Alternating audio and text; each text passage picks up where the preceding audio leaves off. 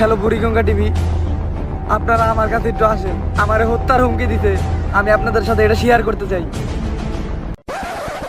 কি হয়েছে আপনার? আপনি চুপ করে আছেন কেন? কিছু বলেন। কে আপনাকে কিডন্যাপ করেছিল বলেন, আমরা তো আপনার উপকার করতেই আসছি। ওরা দুইজন ছিল, আমার পায়ের উপরে দিয়ে এমনি এমনি পা উঠে দিতে। আমি অনেক ব্যথা পাইছি, আমার মুখে মদ ঢেলে দিছে।